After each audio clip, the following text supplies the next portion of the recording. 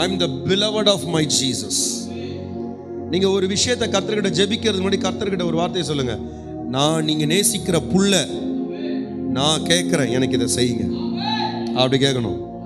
சும்மா போயிட்டு கேட்கக்கூடாது.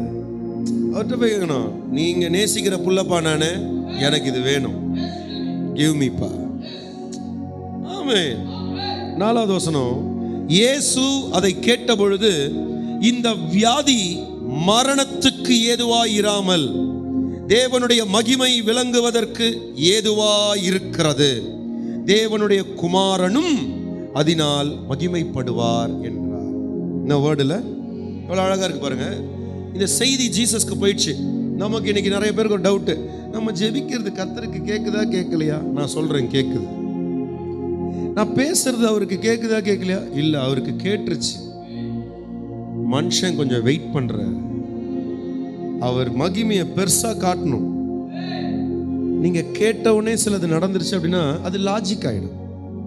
சிலது தாமதிச்சு ஒன்றுமே நடக்கவே பாசிபிலிட்டியே இல்லை, இப்போ வாய்ப்பே இல்லைன்னு சொல்லுவாங்கல்ல, அந்த நேரத்தில் அது நடந்துச்சு வச்சுக்கோங்களேன், அது மிராக்கலாம். அதையும் தாண்டி கொஞ்சம் டைம் போய், ஏய் இதெல்லாம் இப்போ என்ன லூஸா, நீ உனக்குன்னா பைத்தியம் பிடிச்சி, இதெல்லாம் நடக்கக்கூடிய காரியமா அப்படின்னு ரொம்ப எக்ஸ்ட்ரீமுக்கு போய் நம்மளை மட்டமாக நம்மளை யோசிப்பாங்க பார்த்தீங்களா, அதுதான் க்ளோரியா மாறும். அப்போ ஆண்டவர் லாஜிக்காக செய்கிறத விட்டுட்டு, மிராக்கலாக செய்கிறத விட்டுட்டு இந்த சீசனில் க்ளோரி மேனிஃபெஸ்டேஷன் கொண்டு வருவார். ஹல்லேலூயா.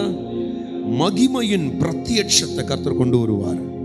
இயேசு கிறிஸ்து உங்க வாழ்க்கையில வெளிப்படுகிற நாட்களா இந்த நாட்கள் இருக்கும்.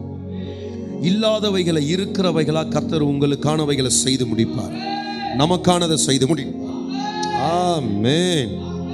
இயேசு அதை கேட்ட பொழுது, அப்படின்னா இன்னைக்கு எனக்கு ஒரு நம்பிக்கை இருக்கு, நான் பேசினதை அவர் கேட்டாரு.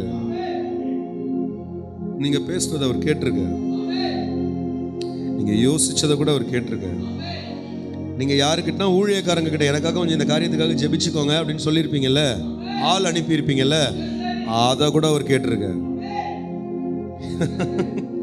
ஆமா, ஏன்னா அவர்கள் ஆள் அனுப்பினார்கள், அதை இயேசு கேட்ட பொழுது. அப்படின்னா உனக்காக வேற யாரும் ஜெபிச்சாங்கல்ல, அதை கர்த்தர் கேட்டார். நீங்க யார்கிட்டயும் சொன்னீங்கல்ல, அதை கர்த்தர் கேட்டார். இன்னைக்கு கேட்டுட்டு அவர் சொல்றாரு, இப்போ நீ போயிட்டு இருக்கிற இந்த ட்ரை, இந்த டெத், இந்த மரணத்துக்கு எதுவா இருக்காது. இந்த வியாதி மரணத்துக்கு எதுவா இருக்காது. இந்த பிரச்சனை உன்னை சாகடிச்சிட, இந்த பிரச்சனை உன்னை தூக்கி வாழ வச்சிடும், உன்னை அழகுபடுத்திடும். நீ நினை